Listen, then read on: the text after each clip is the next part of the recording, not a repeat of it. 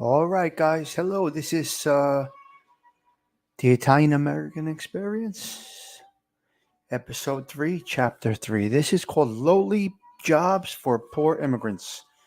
Again, I hope you're enjoying the series. We're in number 3 of 20. And please hit subscribe. Be a part of this channel, man. I do appreciate everybody that's tuning in. I'm doing these as pre-records. It's just a simpler way to do it. When you do it live, sometimes you get caught up in conversation and you get off topic. So they seem to be running around 10 minutes or less. So I got a little Godfather music playing in the background. I will be doing that pretty much every record if you can hear it. It's subtle. It's in the back. Okay, so let's get into this one. Lowly jobs for poor immigrants. Work opportunities determined where Italian. Well, this. All right. I'm going to read it off and then I'll add a little bit. So work opportunities typically they determined where Italians settled in the United States. For example, many found their way to the interior of the country because that was where they could find work. Thus, a big surge in growth of the Italian population came with the building of railroads and the opening of mines. Technological changes caused the expansion of industry, and new mechanical devices and processes did away with the need for workers with special skills. As a result, there was a greater need for low paid, unskilled laborers.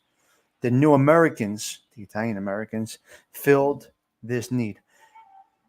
Most Italians who came to America settled in large cities.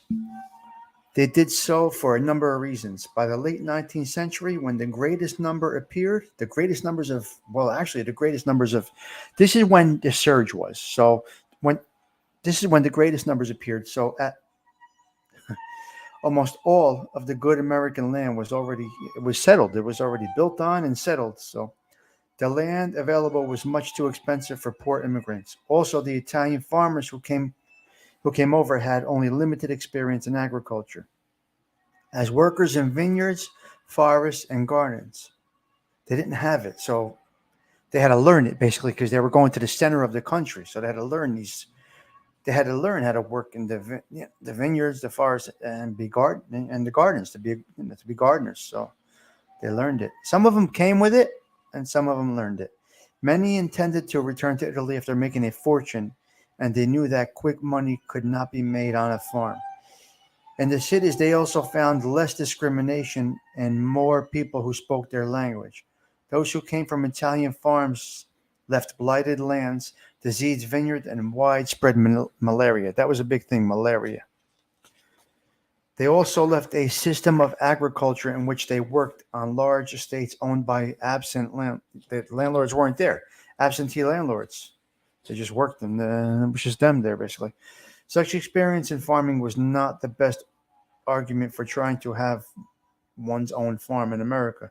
Besides, they were recruited in Italy and shipped into cities where the labor needs were greatest.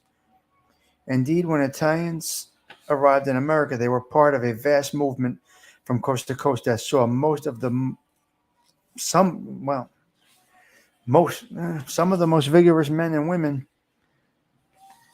leaving agriculture for jobs in the cities. I mean, they were trying to get into city jobs basically and get out of that type of work. But that's tough to do. So, however, some Italians did become farmers in America. A small number became truck farmers on the outskirts of large cities. One of the best examples of an Italian farming colony was established in Vineland, New Jersey, in 1873. Yeah, well. At first, it consisted of only a few families who labored hard at cultivating poor soil. By 1900, the colony had grown to 800 families, more than 6,000 people. There were also similar colonies in other states, so the population within these little spots were growing rapidly. That's what it looks like. A great many Italians entered their first occupation through the padrone system, which was a type of employment agency. The padroni, these are the labor bosses basically. The padroni recruited immigrants for work in American industry. Unfortunately, some padroni took advantage of their fellow Italians and charged them very high fees for their services. Within a number of years, this practice began to fall into disfavor. See, these were the disgraziads taking advantage of their own. These are the miscreants that took advantage of their own people. It's disgusting. It's disgusting. Italians, along with other newcomers, met hostility from American organized labor.